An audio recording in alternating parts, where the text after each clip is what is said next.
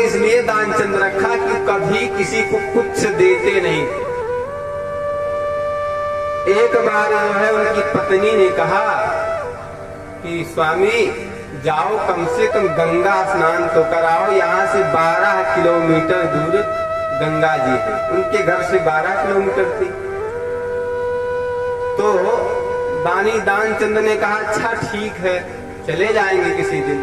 कहा नहीं किसी दिन नहीं, इस समय माघ महीना चल रहा है, जाओ गंगा जी स्नान करके आओ। उसमें कुछ लगना नहीं है, पैदल ही चले जाओ।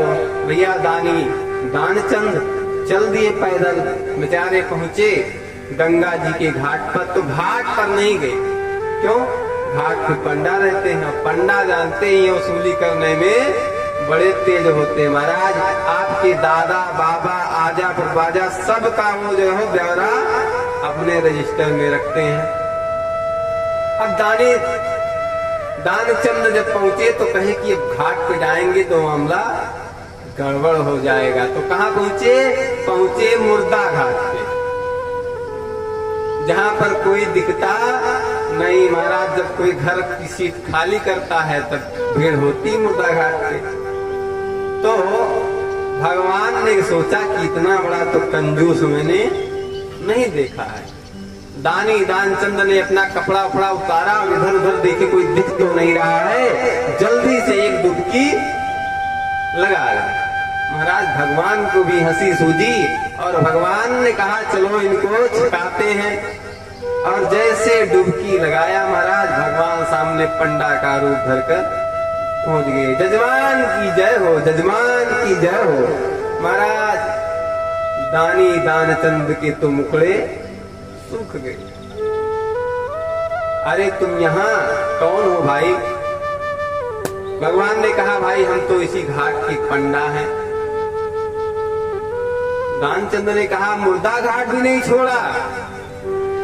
भगवान ने कहा अरे आपके जैसे जजमान आ जाते हैं, हम संतोषी ब्राह्मण हैं, वहाँ घाट पे तो बहुत पंडा हम यही पड़े रहते हैं और आपके जैसे भक्त आते साल साल भर का जो है खाने पीने की व्यवस्था कर देते हैं।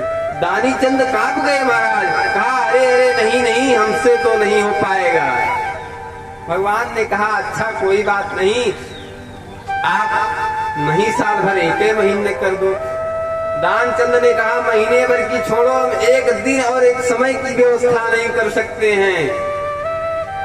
भगवान ने कहा आप कुछ तो करना ही पड़ेगा, कोई जो है जोर जबरदस्ती नहीं है। दानचंद ने सोचा अब तो बुरे फंसे, अच्छा देंगे लेकिन वो भी क्या उधार। भगवान ने कहा अच्छा चलो कम से कम कुछ दिया तो सही, कितना दे रहे हैं? तो दानी दानचंद ने कहा एक धेला। एक धेला मतलब एक पैसा उस समय चलता था। तो कहा एक पैसा उधार दे रहे, लिख दो। भगवान ने संकल्प कराया। दानी दानचंद दान मान करके और शाम तक घर पहुंचे थके हारे।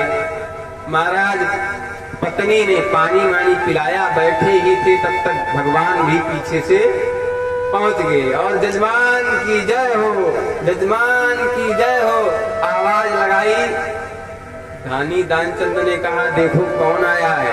पत्नी बाहर आई निकल के, पता लगा कर पहुंची और कहा किसी पंडा को कुछ दे आए थे दान। कहा हाँ। कहा वो आए। कहा पहुंच गए, उनसे कह दो कि दानी जो है वो सेठ जी बड़े बीमार हैं और 2-4 दिन बाद आइएगा। पत्नी पहुंची और कहा कि सेठ जी की तबीयत ठीक नहीं है, चल करके आए हैं, बीमार हो गए, 2-4 दिन बाद आप आइएगा। भगवान ने कहा देखो सेठ जी हमारे हैं, अब तो हम उनके पुरोहित पंडा हो गए और जजमान की तबीयत खराब, हम चले कैसे जाएं? अब तो हम तब तक नहीं जाएंगे जब तक जजमान स्वस्थ नहीं हो जाएंगे। पत्नी आई और कहा वो तो जाने को तैयार नहीं। दानचंद कहे विपत्ति बहुत बड़ी है। अच्छा एक काम करो, तुम जाके उनसे कह दो तो मर गए। महाराज पत्नी कही ऐसा कैसे कह दे? कहे जाओ तुम कह दो हम सांस रोक करके और पड़े रहेंगे जब तक वो चले नहीं जाते। पत्नी मुंह बनाई, रोने वोने का बहाना किया, रोते पहुंची लगते, अरे पंडित जी सेठ जी तो अब नहीं रहे इस दुनिया में। पंडित जी ने कहा अच्छा सेठ जी नहीं रहे, बड़ी आफत तुम्हारे ऊपर आई।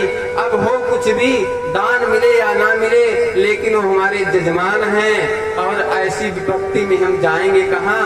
अब तुम कहाँ कहाँ घूमोगे, किसको बुलाओगे? अच्छा रुको अभी हम सबको बुलाए देते हैं। और महाराज भगवान तुरंत अनंत रूप प्रकट किए और सबके यहाँ संदेशा पहुंचा दे कि सेठ जी अब नहीं रहे। अब सेठ जी नहीं रहे तो सब लोग आए और पत्नी उनकी कही अरे रुको रुको, लेकिन सब ने उनको सेठ जी को उठाया और बढ़िया आरती वरती सजा करके उसको बिठा दिया। सेठ जी बड़े जिद्दी, वो आंख खोले धीरे से और देख ले क्या हो रहा, फिर आंख बंद करके पड़े रहे। और भगवान भी, भगवान ने कहा अभी समय है। सेठ जी कहे कोई बात नहीं, ले चलो, हम तो देने वाले नहीं है। भगवान ने एक तरफ पकड़ा, तीन तरफ से तीन लोग और सेठ जी को लेकर चल दिए। शमशान घाट पर पहुंच गए, चिता सजा दी गई, सेठ जी को लिटा दिया गया, लकड़ी जोड़ दी गई और भगवान कहे कि अब भी समय है, जल्दी बताओ, दे रहे हो कि आग लगे? सेठ जी ने कहा कि हम तो कुछ देने वाले नहीं, अब लगा दो आग। भगवान ने कहा चलो हम प्रसन्न हुए, कुछ मांग लो हमसे। सेठ जी ने आंख खोलो, सेठ जी आंख नहीं खोल रहे हैं। भगवान कह रहे हैं भगवान है रे, कुछ मांग लो। सेठ जी सोचे भाई पंडा होगा, आगे आंख खोलेंगे फिर उसी का दर्शन होगा।